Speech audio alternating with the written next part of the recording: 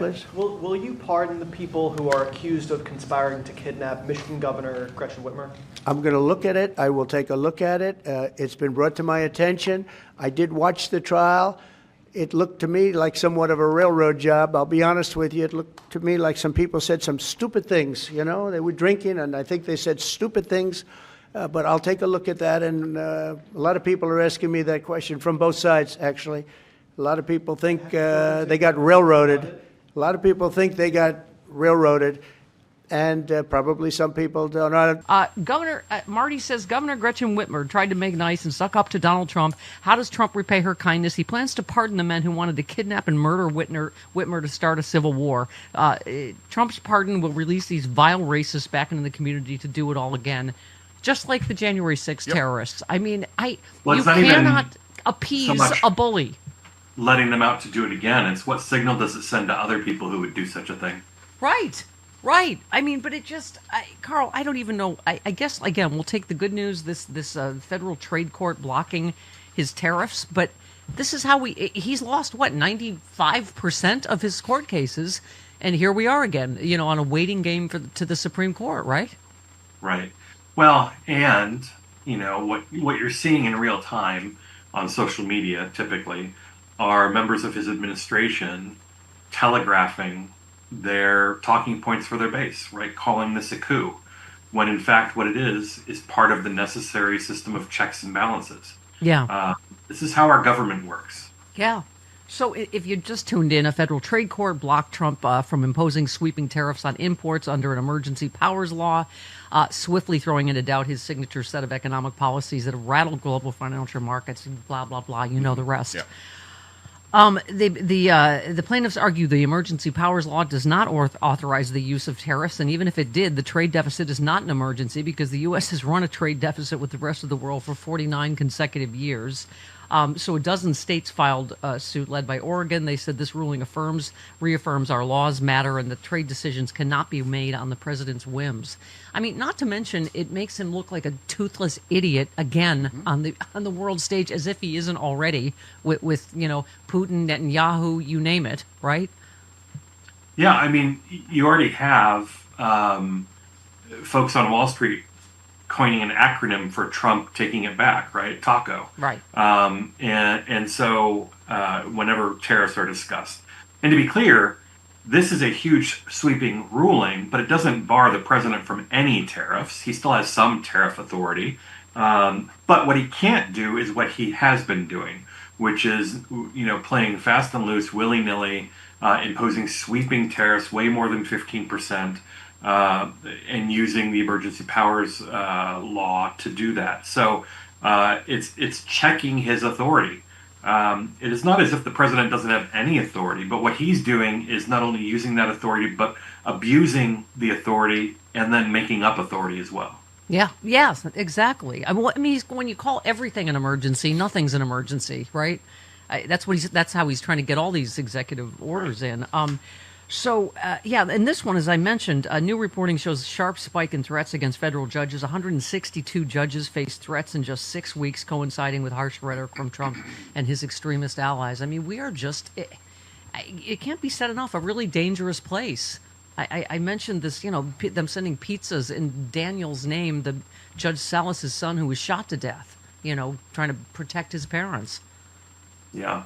And, it's gotten to the point that the federal judiciary is exploring ways to protect themselves because they don't believe that the administration will protect them. Right. And that's a very sad thing to be hearing and seeing reported. Yeah. That federal judges feel that the government will not protect them.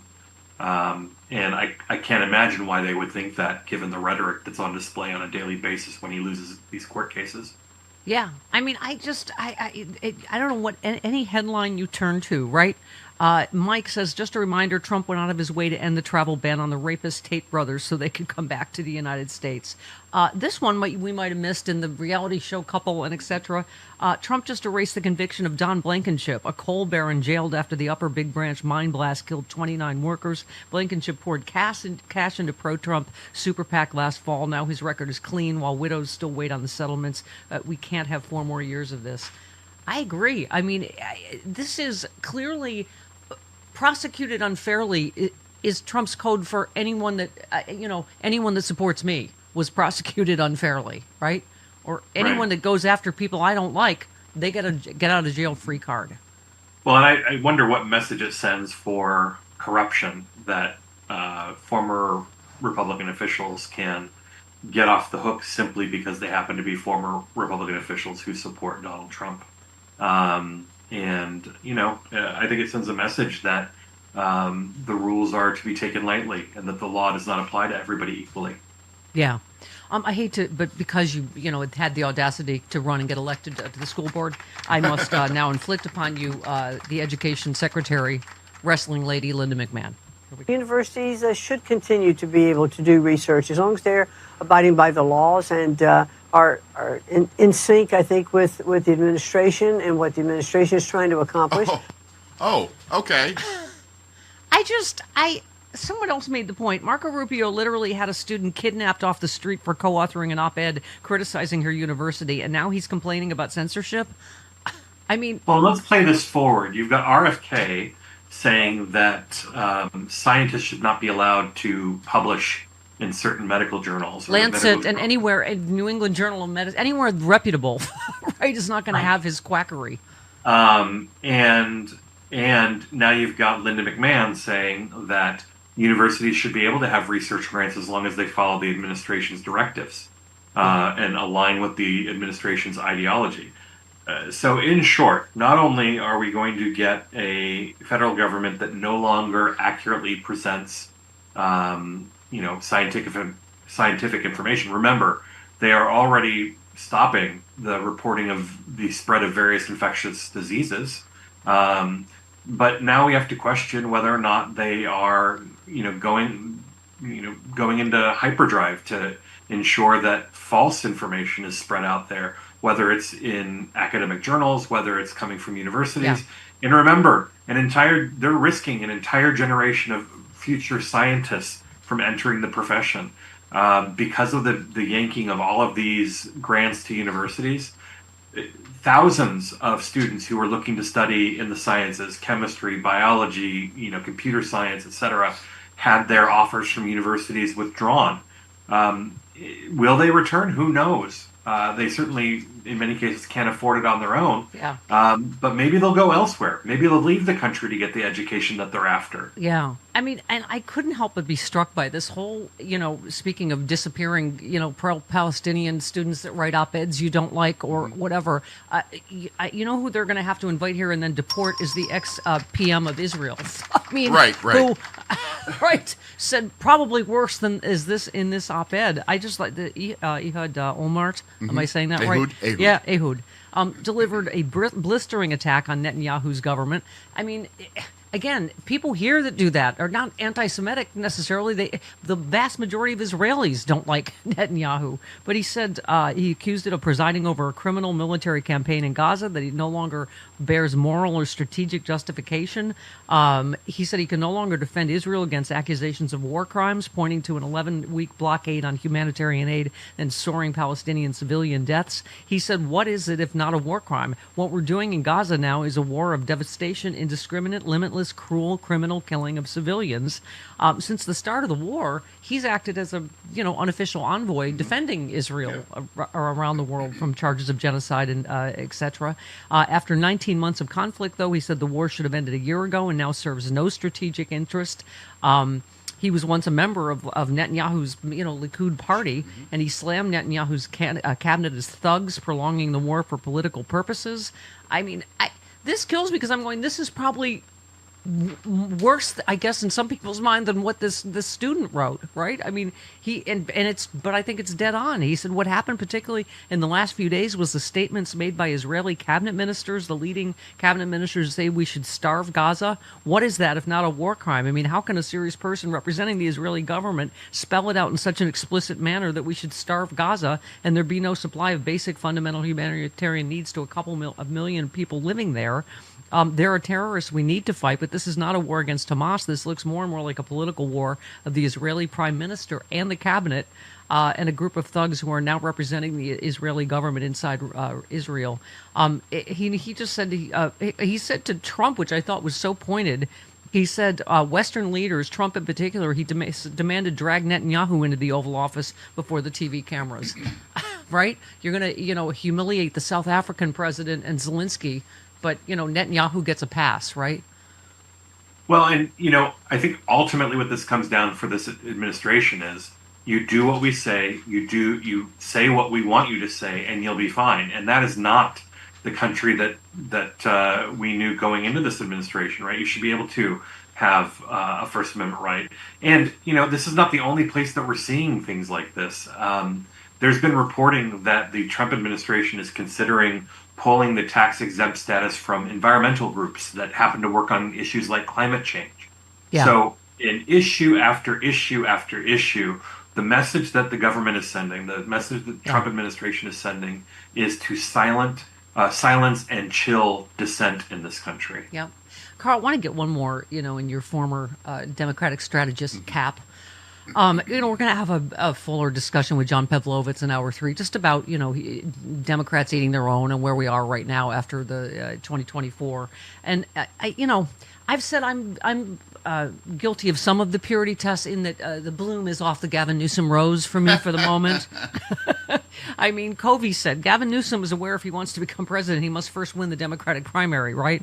Because we were using the example in this reddest of states, Nebraska. This guy won huge by going right back at them on the trans issue and saying, you're focused on potty issues, I'm focusing on fixing potholes. And he won in a walk. So, I mean, to me, that's how I just one last one and then get your take. Martin says, funny how people who are outraged about a 16-year-old trans girl competing in a track meet because they want to protect girls are the same people who voted for the guy who bragged about walking in on naked teenage girls in their dressing room at a beauty pageant. It's almost like they're full of it. I mean, take this stupid issue and throw it back at them.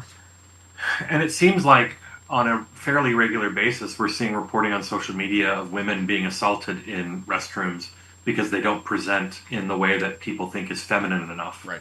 The women's restroom. It was a lesbian that got beaten up because they thought she was a trans, person.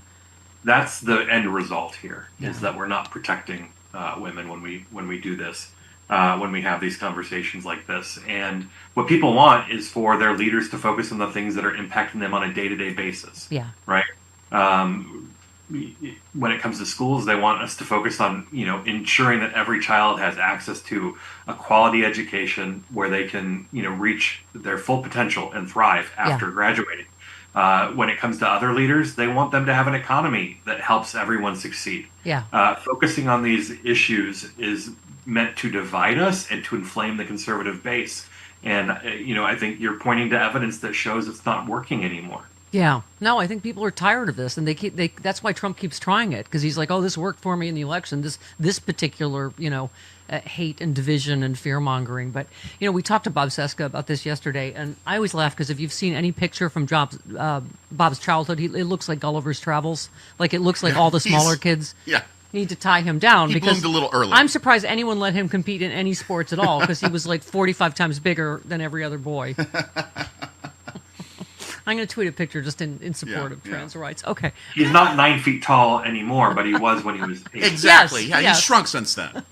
In America, personal religious beliefs should be just that, personal. But today, Christian nationalism is on the rise, threatening separation of church and state. Laws are being passed based on religious doctrine instead of reason, eroding our rights and freedoms in legislatures, public schools, even in courtrooms. One set of religious beliefs is being forced onto everyone else, but that's not what our founders intended. The Freedom from Religion Foundation is fighting back as the nation's leading group of free thinkers working to keep religion out of government. FFRF protects your right to think for yourself, whether you've always been secular, left religion behind, or simply believe in true religious freedom for everyone. If we don't stand up now, we may lose our religious freedoms. Join FFRF in defending our secular constitution and keeping faith a personal choice, not a government mandate. Visit ffrf.us/freedom to learn more, become a member, or text my last name Miller to 511-511, because in a truly free country, no one's faith should dictate everyone's future. Text Miller to 511-511 today.